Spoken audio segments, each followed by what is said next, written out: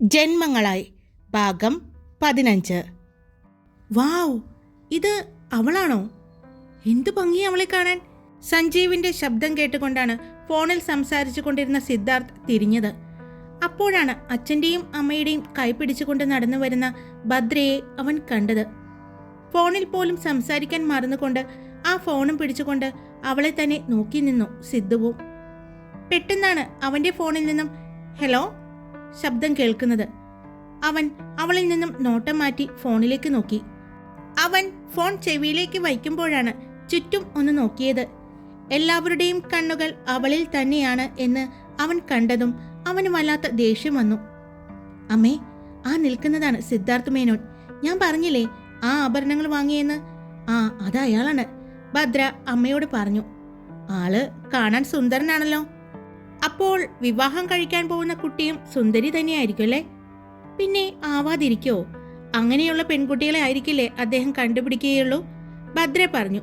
അപ്പോഴേക്കും അവരുടെ അടുത്തേക്ക് സഞ്ജീവ് എത്തി. വൈകിയോ? അവൻ ചോദിച്ചു. അറിയാലോ, ഡൽഹി നഗരത്തിന്റെ ട്രാഫിക്കിൽ പെട്ടുപോയി, ഭദ്രയുടെ അച്ഛൻ പറഞ്ഞു. പാർട്ടി തുടങ്ങിയോ? ഭദ്രയുടെ അച്ഛൻ ചോദിച്ചു. തുടങ്ങി, പക്ഷേ കുറച്ച് VVIPകൾ വരാനുണ്ട്. അങ്കിൾ പറഞ്ഞതുപോലെ ഡൽഹിയുടെ ട്രാഫിക്കിൽ പെട്ടുപോയിട്ടുണ്ട് അവരും.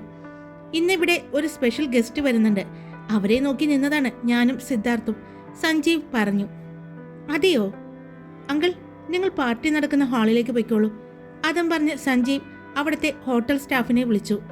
അയാൾ അവരുടെ അടുത്തേക്ക് വന്നു. ഇവരെ നമ്മുടെ പാർട്ടി ഹാളിലേക്ക് കൊണ്ടുപോകൂ, സഞ്ജീവ് പറഞ്ഞു. അപ്പോൾ സിദ്ധു ഭദ്രയെ നോക്കുകയായിരുന്നു.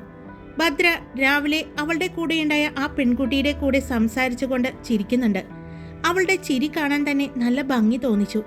നുണക്കുഴി ഉള്ളതുപോലെ അവന് തോന്നി. അവൻ അവളുടെ പുഞ്ചിരിയിൽ അവളെ തന്നെ നോക്കി നിന്നു.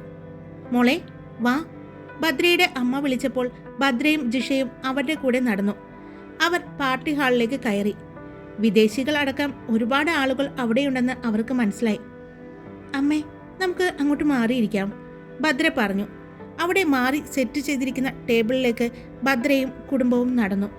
അവർ ആ ടേബിളിന് ചുറ്റും ഇട്ടിരിക്കുന്ന ചെയറിൽ ഇരുന്നു. പ്രശസ്തരായ പിന്നണി ഗായകരുടെ ലൈവ് ഷോ നടക്കുന്നുണ്ട്.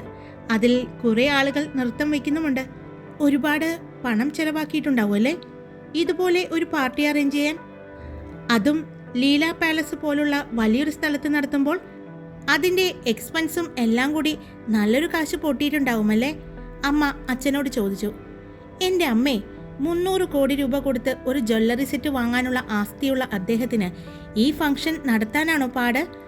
ചിലപ്പോൾ ഈ ലീല പാലസിൽ തന്നെ അദ്ദേഹത്തിന് ഒരു ഷെയർ ഉണ്ടാവും, ഭദ്ര പറഞ്ഞു. അത് ശരിയാണ് ദീപേ, ഒന്നും കാണാതെ ഇതുപോലുള്ളൊരു ഫംഗ്ഷനൊന്നും സിദ്ധാർത്ഥ മേനോൻ വയ്ക്കില്ല.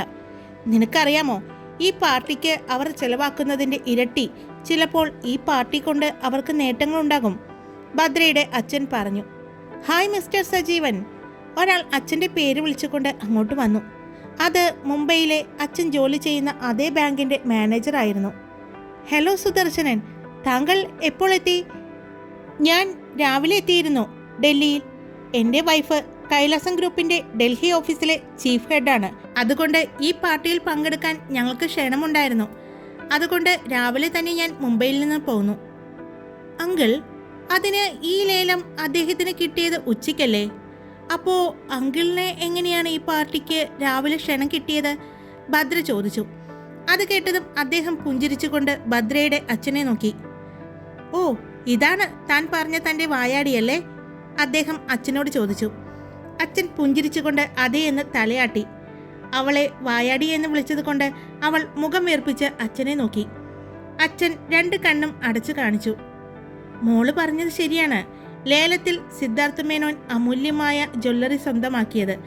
മോള് പറഞ്ഞതുപോലെ ഉച്ചയ്ക്കായിരിക്കും. പക്ഷേ അദ്ദേഹം ഒന്ന് തീരുമാനിച്ചിട്ടുണ്ടെങ്കിൽ എത്ര വില കൊടുത്തും അത് സ്വന്തമാക്കുമെന്ന് അദ്ദേഹത്തിന് അറിയാവുന്ന എല്ലാവർക്കും അറിയാം. അതുകൊണ്ട് തന്നെ ഈ പാർട്ടിയുടെ അറേഞ്ച്മെന്റ്സ് 2 ദിവസം മുമ്പ് തന്നെ തുടങ്ങിയിരുന്നു.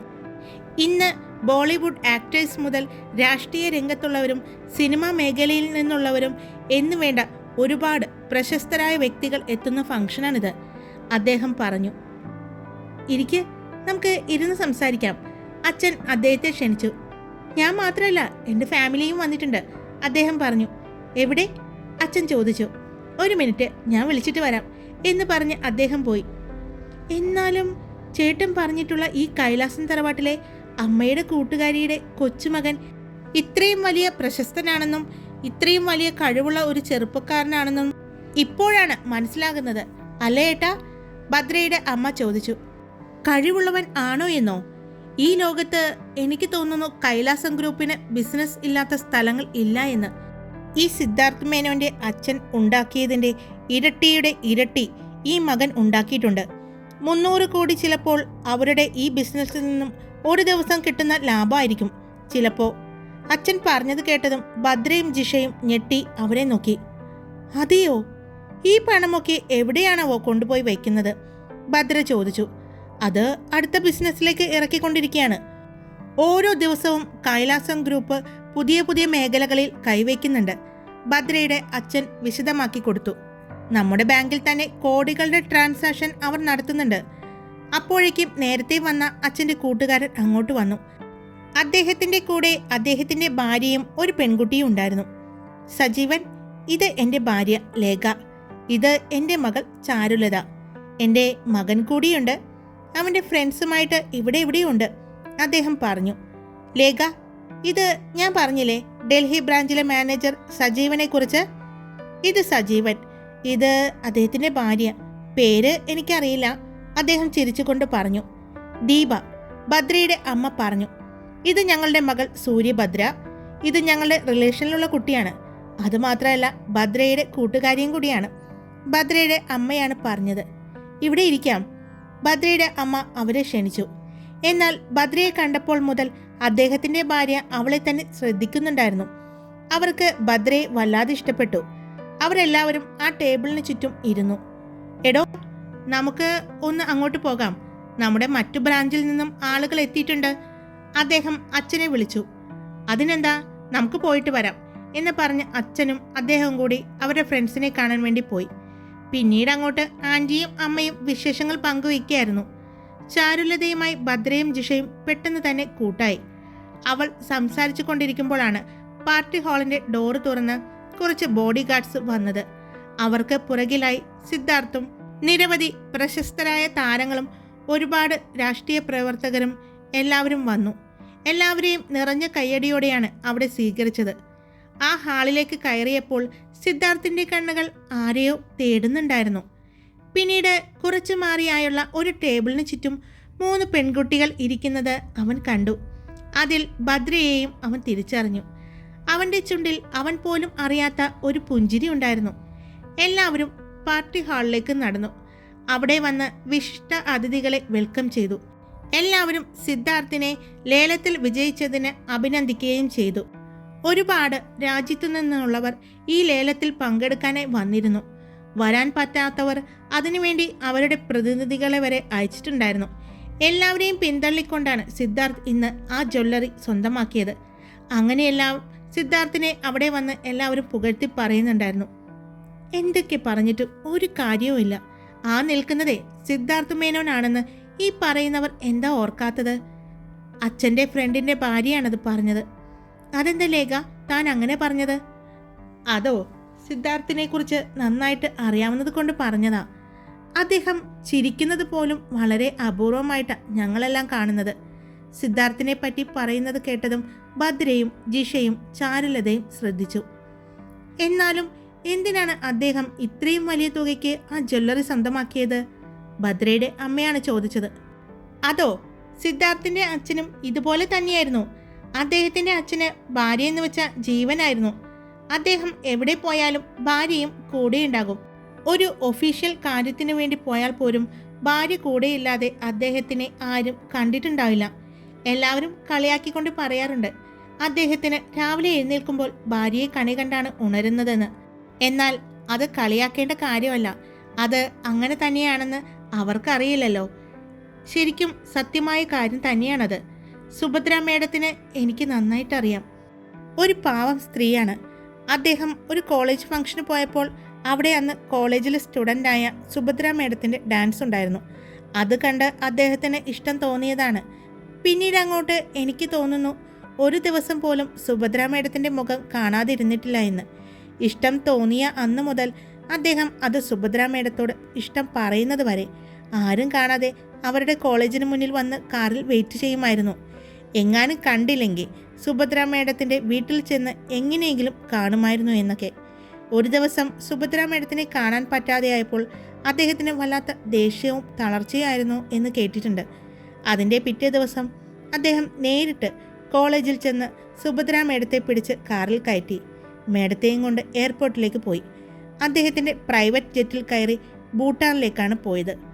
അവിടെ ചെന്ന് കൈലാസനാഥൻ്റെ മണ്ണിൽ വെച്ചാണ് അദ്ദേഹം സുഭദ്ര മേഡത്തെ പ്രപ്പോസ് ചെയ്തത് എന്ന് പറഞ്ഞു കേട്ടിട്ടുണ്ട്. പിന്നീട് അങ്ങോട്ട് അദ്ദേഹത്തിൻ്റെ എല്ലാ വിജയങ്ങൾക്ക് പിന്നിലും സുഭദ്ര മേഡം ഉണ്ടായിരുന്നു. ഈ ലോകത്ത് കിട്ടുന്ന എന്ത് സാധനങ്ങളും അതിൻ്റെ വില പോലും നോക്കാതെ അദ്ദേഹം മേഡത്തിന് എത്തിച്ചു കൊടുക്കുമായിരുന്നു. എന്നാൽ സുഭദ്ര മേഡം ആളൊരു പാവായിരുന്നു. ഒന്നിനോടും ഒരു ആഗ്രഹമോ അല്ലെങ്കിൽ പണത്തിൻ്റെ അഹങ്കാരമോ ഒന്നുമില്ലാത്ത ഒരു സാധാരണ പെൺകുട്ടിയായിരുന്നു സുഭദ്ര മേഡം. ഇപ്പോൾ സിദ്ധാർത്ഥ ചെയ്യുന്നത് പോലെ തന്നെയായിരുന്നു ചന്ദ്രമേനോൻ സാറും ചെയ്തുകൊണ്ടിരുന്നത്. ഏറ്റവും വിലപിടിപ്പുള്ള ആഭരണങ്ങളുടെ വൻ ശേഖരം തന്നെയുണ്ട് ഈ സുഭദ്ര മേഡത്തിൻ്റെ അടുത്ത് എന്ന് കേട്ടിട്ടുണ്ട്. അതൊന്നും മേഡം വാങ്ങിയതല്ല കേട്ടോ. അതെല്ലാം മേഡത്തിൻ്റെ ഭർത്താവ്, അതായത് സിദ്ധാർത്ഥിൻ്റെ അച്ഛൻ ഗിഫ്റ്റായിട്ട് കൊടുത്തതായിരിക്കും. അതേ സ്വഭാവം തന്നെയാണ് ഇപ്പോൾ സിദ്ധാർത്ഥം കാണിക്കുന്നത്. എന്ത് സാധനങ്ങളും ഇഷ്ടപ്പെട്ടു എന്ന് തോന്നിയാൽ അതിൻ്റെ വിലയോ ഒന്നും നോക്കാതെ അദ്ദേഹം വാങ്ങിയിരിക്കും. അച്ഛൻ്റെ അതേ സ്വഭാവം തന്നെയാണ്. അദ്ദേഹം വിവാഹം കഴിക്കാൻ പോകുന്ന കുട്ടി ഒരു ഭാഗ്യവതി തന്നെയാണ്. ലോകം മുഴുവനും ഉറ്റുനോക്കുന്നുണ്ട് ആ ഭാഗ്യവതിയായ പെൺകുട്ടിയെ. ഇന്ന് ഇവിടെ തന്നെ വന്നിട്ടുണ്ട് കുറേ പേര്. നമുക്ക് കാണാം ഇപ്പോൾ തന്നെ. ചിരിച്ചുകൊണ്ടാണ് ലേഖ ആൻറ്റി പറഞ്ഞത്. ചേച്ചിക്കറിയോ, ഈ സിദ്ധാർത്ഥ മേനോൻ സാറിനെ എനിക്ക് തോന്നുന്നു ഞങ്ങളുടെ സ്കൂളിലെ കുട്ടികൾക്ക് വരെ ഇഷ്ടമുണ്ടെന്ന്.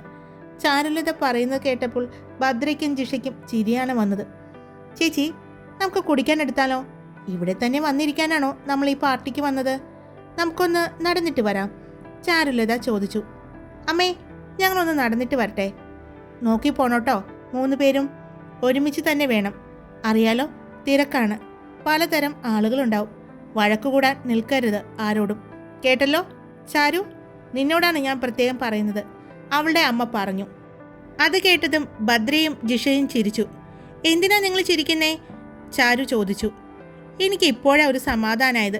ഞാൻ വിചാരിച്ചു എൻ്റെ അമ്മ മാത്രമാണ് എപ്പോഴും ഇങ്ങനെ പറയുന്നതെന്ന്. ഞാൻ എങ്ങോട്ടെങ്കിലും ഇറങ്ങിയിട്ടുണ്ടെങ്കിൽ എന്നോട് പറയും ആരോടും വഴക്കൂടാൻ നിൽക്കരുതെന്ന്. പക്ഷേ ഇപ്പോൾ എനിക്ക് മനസ്സിലായി, എന്നോട് മാത്രമല്ല കേട്ടോ, എല്ലാ അമ്മമാരും ഇങ്ങനെ തന്നെയാണെന്ന്. ഭദ്ര പറയുന്നത് കേട്ടപ്പോൾ അവളുടെ അമ്മയും ലേഖയും ചിരിച്ചു. ചാരു, ഏട്ടനെ കാണുകയാണെങ്കിൽ ഇങ്ങോട്ട് വിളിക്കണേ. എൻ്റെ പൊന്നമ്മേ, അത് എവിടെയെങ്കിലും പോട്ടെ, എനിക്ക് മനസമാധാനമായിട്ട് ഈ പാർട്ടി അറ്റൻഡ് ചെയ്യണം, ചാരു പറഞ്ഞു. അടികൊള്ളൂട്ടോ ചാരു. വാ ചേച്ചി, ഇവിടെ നിന്നാ ഞാനും അമ്മയും കൂടി വഴക്കുണ്ടാക്കും. അല്ലെങ്കിലും എപ്പോഴും അമ്മയ്ക്കും ഏട്ടനോടാ സ്നേഹം കൂടുതൽ. എന്നെ എപ്പോഴും വഴക്ക് പറഞ്ഞുകൊണ്ടിരിക്കും. ഏട്ടനെ ഒന്നും പറയില്ല, എന്ത് ചെയ്താലും. അമ്മ ചിരിച്ചു കളയും. പക്ഷെ ഞാനെങ്ങാനും ഒരു കുഞ്ഞു കുറുമ്പ് കാണിച്ചാൽ അന്ന് എൻ്റെ കാര്യം തീരുമാനമാകും. വാ ചേച്ചി, ഇവിടെ നിന്നാ ശരിയാകില്ല എന്ന് പറഞ്ഞ് അവൾ ഭദ്രയുടെ കൈപിടിച്ച് നടന്നു. ആള് കുഞ്ഞി കുറുമ്പിയാണല്ലേ? ആണോ എന്നോ, എപ്പോഴും ഏട്ടനും പെങ്ങളും അടിയാണ്. അവൻ കൂടുതലും ഒഴിഞ്ഞു മാറും, പക്ഷേ ഇവള് ചെന്ന് അങ്ങോട്ട് കയറും. പക്ഷേ ഭയങ്കര ഇഷ്ടമാണ് കേട്ടോ, 2 പേർക്കും കാണാതിരിക്കാൻ പറ്റില്ല. അല്ല, മോൻ എന്താ ചെയ്യുന്നതെന്ന് പറഞ്ഞില്ലല്ലോ? ഓ, അത് പറയാൻ ഞാൻ മറന്നു. ഞങ്ങളുടെ മകൻ്റെ പേര് സത്യ. അവൻ ഒരു ഫാഷൻ ഫോട്ടോഗ്രാഫറാണ്. അതുകൂടാതെ ആർട്ട് ഡയറക്ടർ കൂടിയാണ്. മുംബൈയിലെ അത്യാവശ്യം ആളുകൾ അറിയപ്പെടുന്ന ഒരു ആർട്ട് ഡയറക്ടറാണ്. അതുമാത്രമല്ല കേട്ടോ, കൈലാസം ഗ്രൂപ്പിൻ്റെ എല്ലാ ആഡുകളും ഡയറക്റ്റ് ചെയ്യുന്നത് അവനാണ്. അവരുടെ മോഡൽസിനെ സെലക്ട് ചെയ്യുന്നതും ഫോട്ടോഷൂട്ട് നടത്തുന്നതും എല്ലാം അവൻ തന്നെയാണ്. ആളിവിടെ വന്നിട്ടുണ്ട്, ഫ്രണ്ട്സും ഉണ്ട്. ഇന്നിവിടെ ഒരു ഫാഷൻ ഷോ കൂടി സംഘടിപ്പിച്ചിട്ടുണ്ട്. കൈലാസം ഗ്രൂപ്പിൻ്റെ തന്നെ ഫാഷൻ ഇവൻ്റാണ് നടത്തുന്നത്, ലേഖ പറഞ്ഞു. ഇന്ന് ആ ഫാഷൻ ഷോയിൽ പങ്കെടുക്കാനായിട്ട് ബോളിവുഡിൽ നിന്നും ഹോളിവുഡിൽ നിന്നും പല രാജ്യങ്ങളിൽ നിന്നുള്ള താരങ്ങളും പങ്കെടുക്കുന്നുണ്ടെന്ന്. അതിൻ്റെ എല്ലാം കോർഡിനേറ്റ് ചെയ്യുന്നത് സത്യയാണ്. അതിൻ്റെ തിരക്കിലാണ്. പോകുന്നതിന് മുമ്പ് എന്തായാലും നമുക്ക് പരിചയപ്പെടാം. അതേസമയം അവിടെ നിന്നും എഴുന്നേറ്റ ഭദ്രയും ജിഷയും ചാരുലതയും ആ പാർട്ടി ഹാളിൽ നടക്കുകയായിരുന്നു. അവിടെ വന്നിരിക്കുന്ന സിനിമാ താരങ്ങളെയും മോഡൽസിനെയും എല്ലാം നോക്കി അവരുടെ കുറ്റവും കുറവും പറഞ്ഞാണ് 3 നടക്കുന്നത്. അതിനിടയിൽ അവിടെ കേൾക്കുന്ന മനോഹരമായ സംഗീതവും ആസ്വദിച്ചുകൊണ്ട് അവൻ നേരെ ചെന്നത് ജ്യൂസ് കൗണ്ടറിലേക്കാണ്. നമുക്ക് ജ്യൂസ് എന്തെങ്കിലും കുടിച്ചാലോ? എന്താ വേണ്ടേ? ഭദ്ര ചോദിച്ചു. അതിനെന്താ, കുടിക്കാലോ. ചേച്ചി, അവിടെ നല്ല ഐസ്ക്രീം ഉണ്ട്, നമുക്ക് ഐസ്ക്രീം കഴിച്ചാലോ? ആദ്യം ജ്യൂസിൽ നിന്ന് തുടങ്ങാം, എന്നിട്ട് ഐസ്ക്രീമിലെത്താം, ഭദ്ര പറഞ്ഞു. പിന്നെ 3 കൂടി അവിടെയുള്ള വിവിധ കളറുകളിലുള്ള ജ്യൂസുകൾ ടേസ്റ്റ് ചെയ്യാൻ തുടങ്ങി. ചാരു, ഇതെല്ലാം കൂടി കുടിച്ച് ബാത്റൂമിൽ നിന്നും ഇറങ്ങാൻ നേരം ഉണ്ടാവില്ല കേട്ടോ, ഭദ്ര പറഞ്ഞു. നമ്മൾ എല്ലാത്തിൻ്റെയും ടേസ്റ്റ് നോക്കുന്നതല്ലേ ഉള്ളൂ, ചാരു പറഞ്ഞു. അതെ, ടേസ്റ്റ് നോക്കി നമ്മുടെ ടേബിളിൽ ഇരിക്കുന്ന ഗ്ലാസുകളുടെ എണ്ണം നോക്കിയേ, ജിഷയാണ് പറഞ്ഞത്. 3 പേരും അവിടെ ഇരുന്ന് ചിരിച്ച് സംസാരിച്ചു കൊണ്ട് ജ്യൂസ് കുടിക്കുന്നത് അവിടെയുള്ള പലരും നോക്കുന്നുണ്ടായിരുന്നു. പെട്ടെന്നാണ് ചാരു ഏട്ടാ എന്ന് വിളിച്ച് മോഡൽസിനോട് സംസാരിച്ചു കൊണ്ടിരിക്കുന്ന ഒരാളുടെ അടുത്തേക്ക് ഓടിപ്പോകുന്നത് കണ്ടത്. ഇവളിതാരെ ഏട്ടാന്ന് വിളിക്കുന്നത്? ദേ, അവൾ ആ സ്റ്റേജിലേക്ക് കയറി പോകുന്നു. ഈ പെണ്ണ് അടിമേടിച്ചു തരുമെന്നാ തോന്നുന്നത്, ഭദ്ര പറഞ്ഞു. എന്നാൽ ചാരു ചെന്നത് മോഡൽസിന് നിർദ്ദേശങ്ങൾ കൊടുക്കുന്ന ഒരാളുടെ അടുത്തേക്കാണ്. അയാളെ ചെന്ന് പിടിച്ചു. ഏട്ടാ, വന്നിട്ട് ഒന്ന് കാണാൻ പോലും പറ്റിയില്ലല്ലോ. ഞാൻ പറഞ്ഞതല്ലേ മോളെ, തിരക്കായിരിക്കുമെന്ന്, അതുകൊണ്ട് ഏട്ടനെ അന്വേഷിച്ച് നടക്കരുതെന്ന്. നീ എന്താ ഇവിടെ ഒറ്റയ്ക്ക്, അതും ഇത്രയും തിരക്കിനിടയിൽ? അച്ഛനും അമ്മയും എവിടെ? അച്ഛൻ അച്ഛൻ്റെ കൂട്ടുകാരൻ്റെ ഒപ്പം പോയി, അമ്മ കൂട്ടുകാരൻ്റെ ഭാര്യയുമായിട്ട് സംസാരിക്കുന്നു. ഞാൻ ആ കൂട്ടുകാരൻ്റെ മക്കളുമായിട്ട് ജ്യൂസ് കുടിക്കാൻ വന്നതാണ്.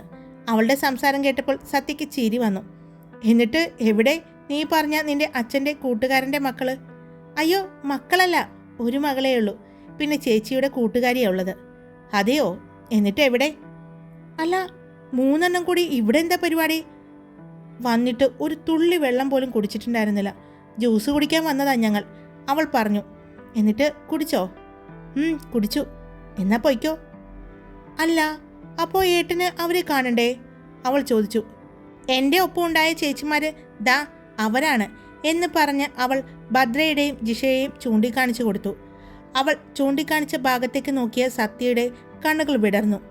കാരണം ഭദ്ര കയറി വന്നപ്പോൾ എൻട്രൻസിൽ വെച്ച് ഭദ്രയെ സത്യ കണ്ടിരുന്നു. സത്യ അവളെ ശ്രദ്ധിക്കുകയും ചെയ്തു. കുറച്ചു നേരം കഴിഞ്ഞ് അവിടെ നോക്കിയപ്പോൾ കണ്ടതുമില്ല. ഏത്? അവൻ ആകാംക്ഷയോടെ ചോദിച്ചു. 1 മിനിറ്റ് എന്ന് പറഞ്ഞ് അവൾ അവളുടെ കൈ പൊക്കി കാണിച്ചു.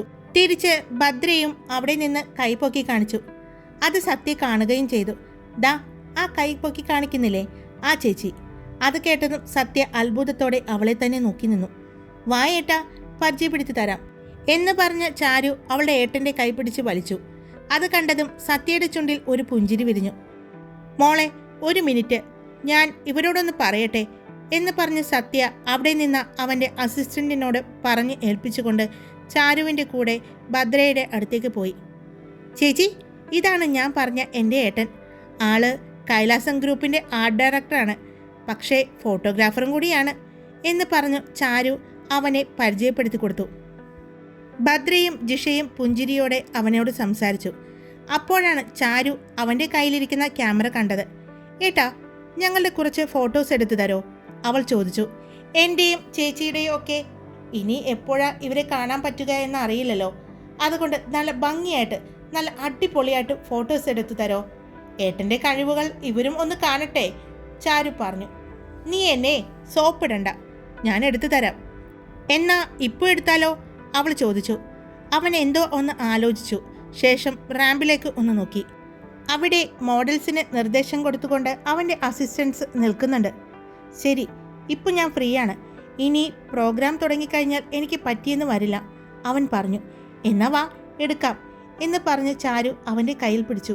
ചേച്ചി വാ, നമുക്ക് 3 പേർക്കും കൂടി ഫോട്ടോ എടുക്കാം. അത് കേട്ടതും ഭദ്രയും ജിഷയും പരസ്പരം നോക്കി. നോക്കണ്ട, ഏട്ടൻ അടിപൊളിയായിട്ട് എടുത്തു തരും.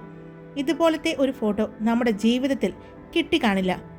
ഏട്ടൻ ഫോട്ടോ എടുക്കാൻ വേണ്ടി ലക്ഷങ്ങളാണ് വാങ്ങുന്നത്. ഇത് ഒറ്റ പൈസയും കൊടുക്കാതെ നമുക്ക് കിട്ടുന്ന ഒരു ചാൻസാണ്, മിസ്സാക്കണ്ട, ചാരു പറഞ്ഞു. നീ കുറേ നേരമായല്ലോ എന്നെ പുകഴ്ത്തുന്നത്, കാര്യം എന്താണെന്ന് പറ, സത്യ ചോദിച്ചു.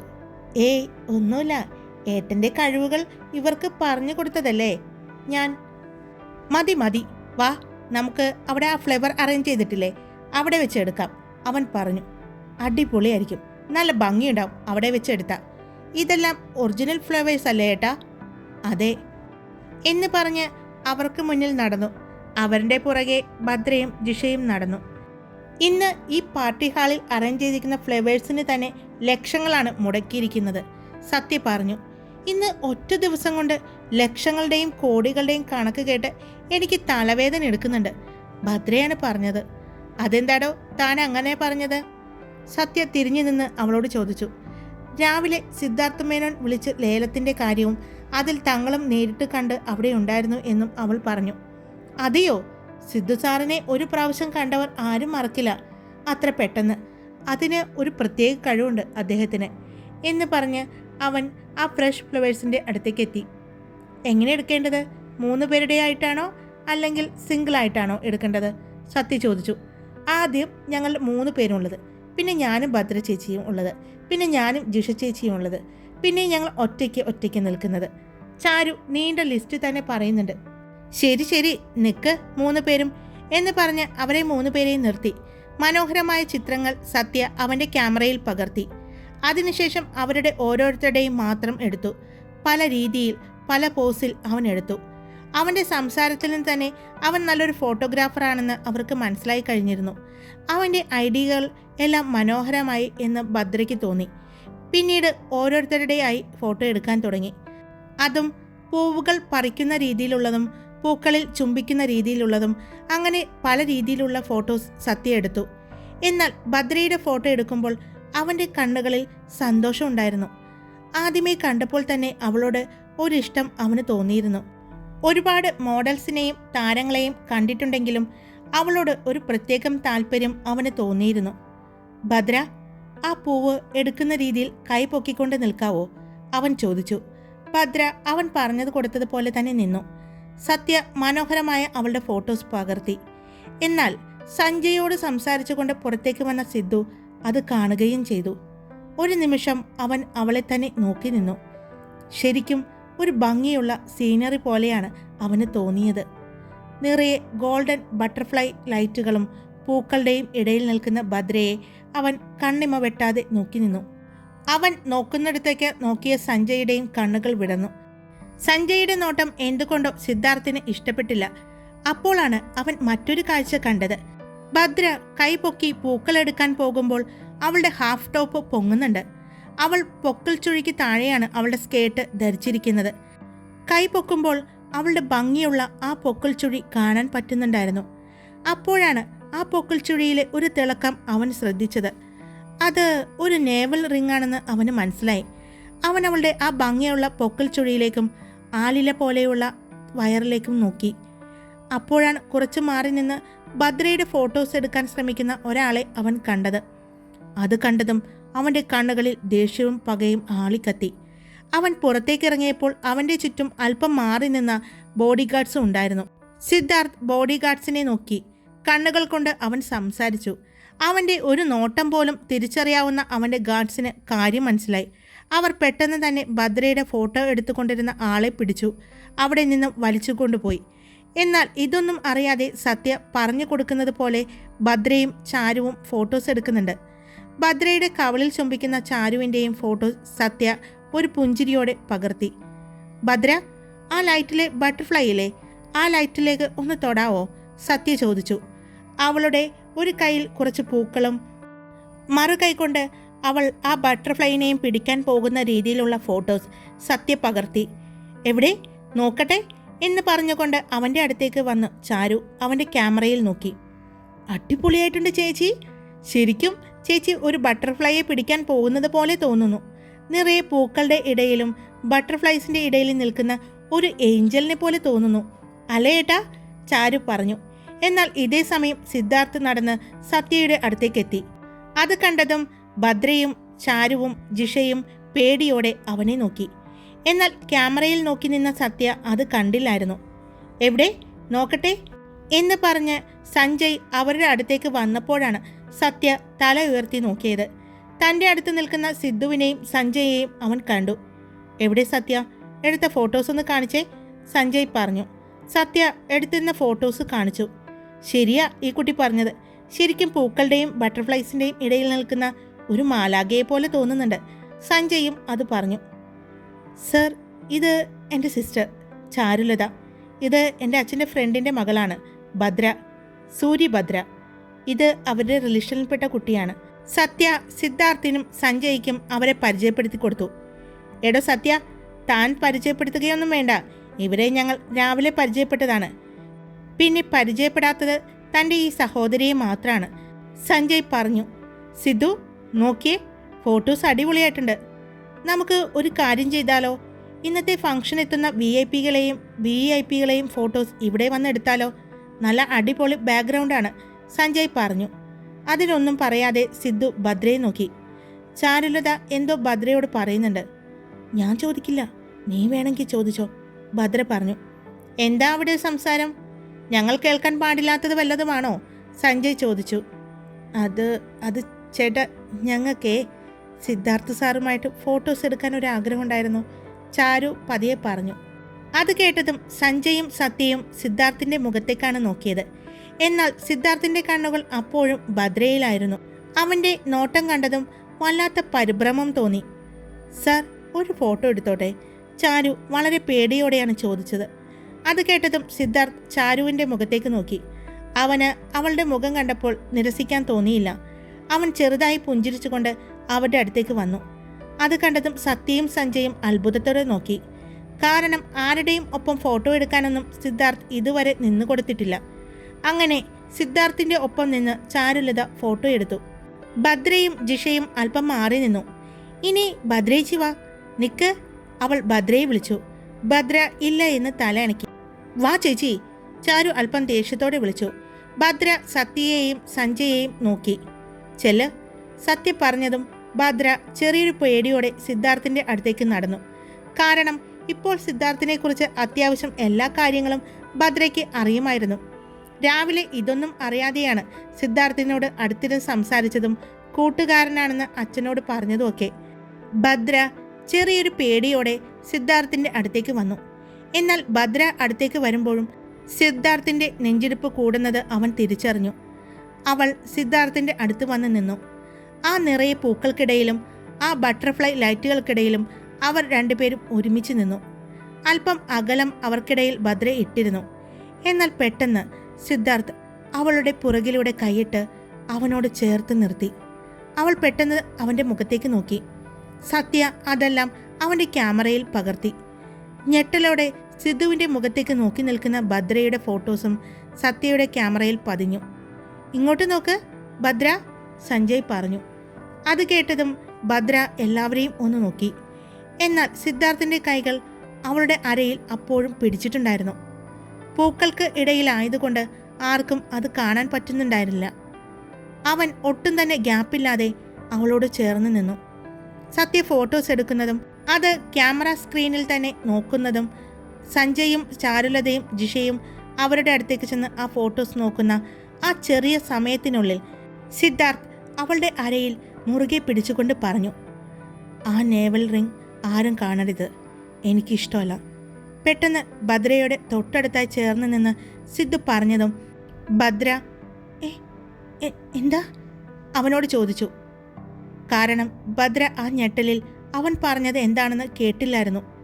അവളുടെ ശ്രദ്ധ മുഴുവനും അവളുടെ അരയിൽ മുറുകുന്ന അവൻ്റെ കൈകളിലായിരുന്നു. മനസ്സിലായില്ലേ? അവൻ ചോദിച്ചു. അവൾ ഇല്ല എന്ന് തല അനക്കി. ഞാൻ കാണേണ്ടത് മറ്റുള്ളവർ കാണുന്നത് എനിക്ക് ഇഷ്ടമല്ല എന്ന്. ഇതിലും വ്യക്തമായി പറഞ്ഞാൽ ഐ ലവ് യു. സിദ്ധു പറഞ്ഞത് കേട്ടതും ഭദ്രയുടെ കണ്ണുകൾ പുറത്തേക്ക് വന്നു. അവൾ അവൻ്റെ കണ്ണുകളിലേക്ക് തന്നെ നോക്കി. എന്നാൽ അപ്പോൾ സിദ്ധാർത്ഥിൻ്റെ കണ്ണുകളിൽ ഒരു കുസൃതി ചിരിയായിരുന്നു. എനിക്ക് നിന്നെ ഇഷ്ടമാണെന്ന്. നിന്റെ മറുപടി എനിക്ക് കേൾക്കണ്ട, കാരണം നീ എന്നെ ഇഷ്ടപ്പെട്ടേ പറ്റൂ, അവൻ പറഞ്ഞു. എന്താ, എന്നെ ഇഷ്ടപ്പെടാൻ പറ്റില്ലേ നിനക്ക്? അവൻ ചോദിച്ചതും അവൾ അറിയാതെ തന്നെ തലയാട്ടി സമ്മതിച്ചു. ഭദ്രയുടെ കിളികളെല്ലാം പറന്നു പോയിരിക്കുകയായിരുന്നു. അതുകൊണ്ട് അവൻ പറയുന്നതോ ചോദിക്കുന്നതോ എന്നും വ്യക്തമായി അവൾ കേൾക്കുന്നുണ്ടായിരുന്നില്ല. അവളുടെ ചെവിയിൽ ഇപ്പോഴും എൻ്റെ പെണ്ണ് എന്ന് പറഞ്ഞതും ഐ ലവ് യു എന്ന് പറഞ്ഞതും മാത്രമേ ഉണ്ടായിരുന്നുള്ളൂ. ഹായ്, ഞാനാണ് കാർത്തിക. ഇന്ന് ലെങ്ത് ഒരുപാട് കൂട്ടിയിട്ടുണ്ടേ. പക്ഷേ ഇതെന്നും പ്രതീക്ഷിക്കണ്ട കേട്ടോ. അത് ഇന്ന് മെയിനായിട്ട് സിദ്ധാർത്ഥ് ഭദ്രയോട് ഇഷ്ടം പറയുന്നിടത്ത് നിർത്തണമെന്നായിരുന്നു. അതുകൊണ്ടാണ് ലെങ്ത് കൂടിയത്. അപ്പോൾ സിദ്ധാർത്ഥ് ഭദ്രയോട് ഇഷ്ടം പറഞ്ഞിട്ടുണ്ടേ. ഇനി നിങ്ങളുടെ ലൈക്കും കമൻറ്റും ഇതുപോലെ തന്നെ ലെങ്ത് കൂടുതൽ ഇട്ടതുപോലെ തന്നെ ഒരുപാട് പോരട്ടെ. പിന്നെ സബ്സ്ക്രൈബ് ചെയ്യാത്തവർ ഒന്ന് സബ്സ്ക്രൈബ് ചെയ്യുന്നേ. Love you all. It's me Karthika.